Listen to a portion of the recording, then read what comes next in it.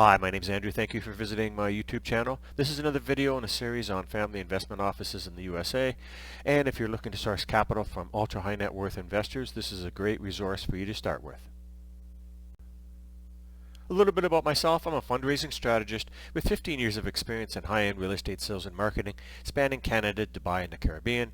And over the last 2 years on Fiverr, I've assisted over 260 clients with startup fundraising, pitch deck refinement, investor outreach strategies, and custom investor databases. I also serve as an advisor to a New York private equity firm with funding commitments of $10 billion. This group diversifies across multiple sectors, including income-producing real estate, and engages in debt or equity financing ranging from $10 million to $100 million for each project. You can learn a little bit more about my services by clicking my Fiverr link below. This video showcases Kensington Investment Company in Utah, and they are one of the 425 family investment offices in the USA that are included in my extensive database of investors.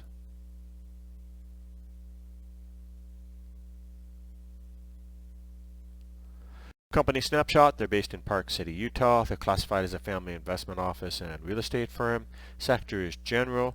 Company description: founded in 1983, Kensington Investment Company serves as a family office of the Lewis family and operates as a Boston-based investment firm with an international scope, focusing primarily on real estate, direct investments in private companies, and alternative investment vehicles like private equity and venture capital.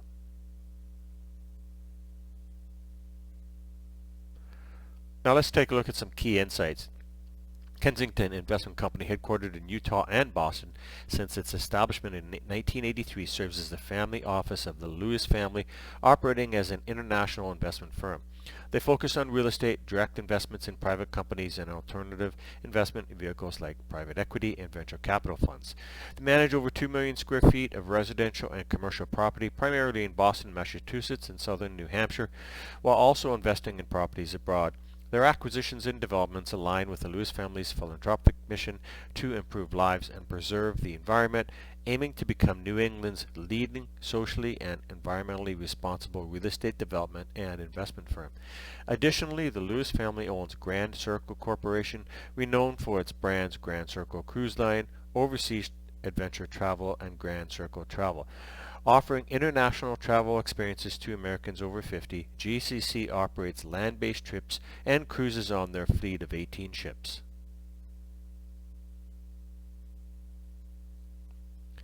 Now let's just take a quick look at some of their real estate portfolio.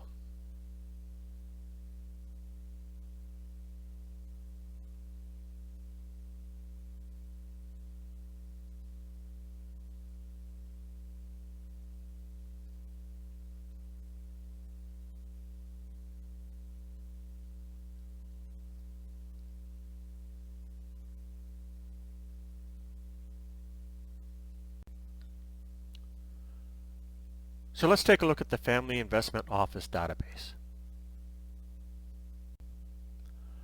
So let's take a look at the database now. This is the spreadsheet for the Family Investment Office database, and in total there are 425 firms, and as far as actual contacts, there's 1,230 because there are multiple contacts for each company in many cases.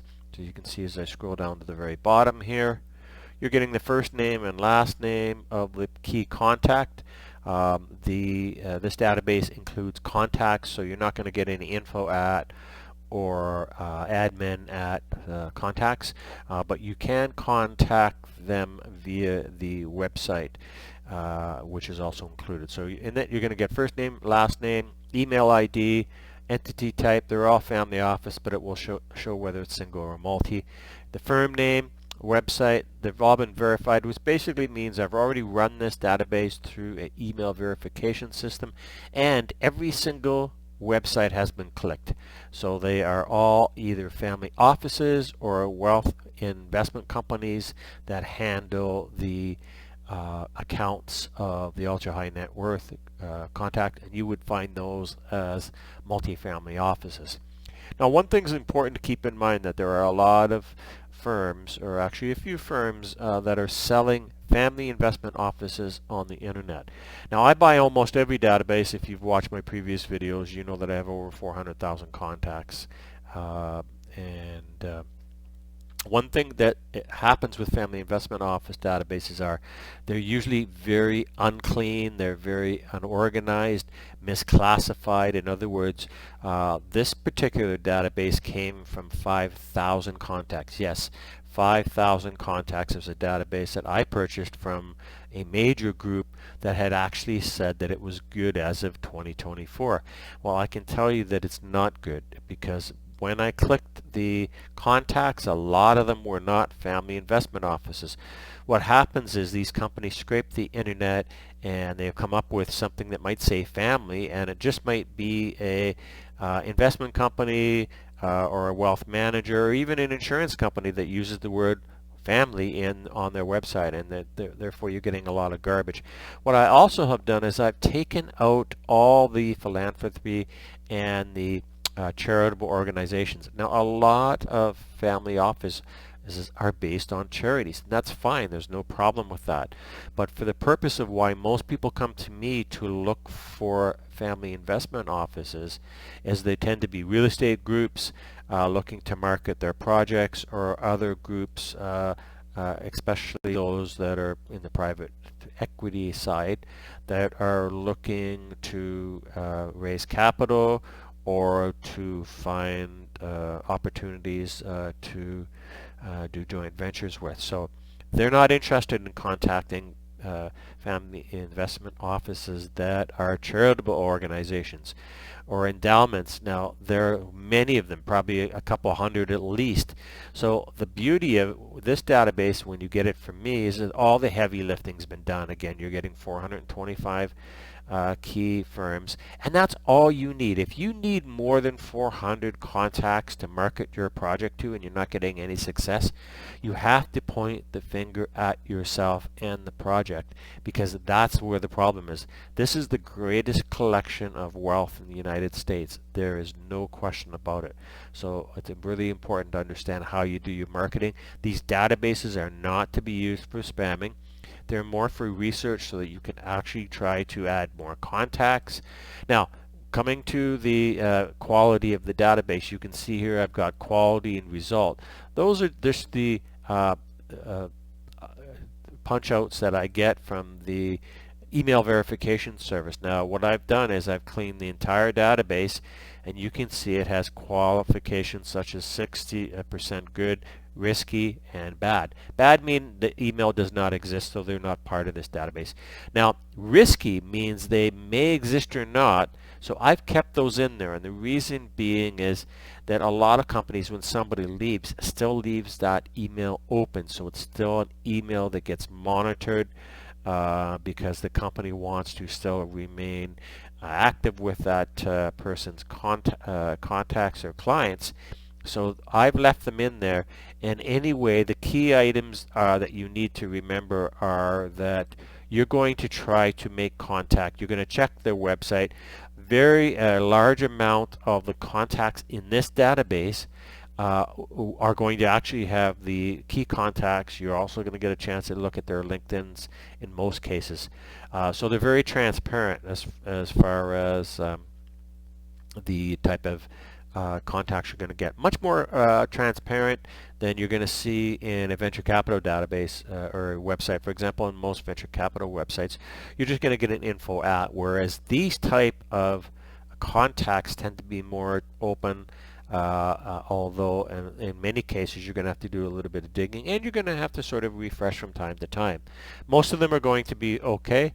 I would suggest every year you run this database through an email verification service as well. So getting back to the key points, so you're getting the firm name, you're getting the website, you're getting the city. They're all based in the USA, and it's very much spread out. You're getting LinkedIn contacts as well. Now, I do not check LinkedIn's because most people don't change their LinkedIn addresses, of course, unless they retire. But for the most part, people change emails when they move from company to company, obviously, but they don't change the LinkedIn, so I left those as they are. It also allows you to possibly make other connections with people in their company. And you can see the date that they were verified was just last month, because we're sitting here in May 2024 right now, and these were all verified in April of 2024. So that is the spreadsheet of what's included in the Family Investment Office database, and you can contact me for more information on that. You can also check out my other gigs on Fiverr. I have a pitch deck review service that is really popular if you're getting ready to send your pitch deck out to investors. Let me take a look at it to make sure that it is actually ready to be sent out. I also have a guide to raising startup capital, 160 pages.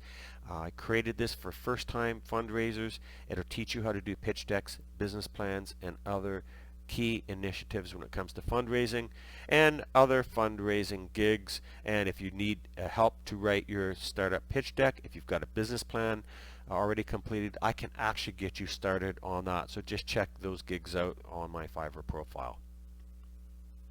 For more information on my databases and fundraising services, click my Fiverr link below. Thank you for watching. Please like, share, and subscribe.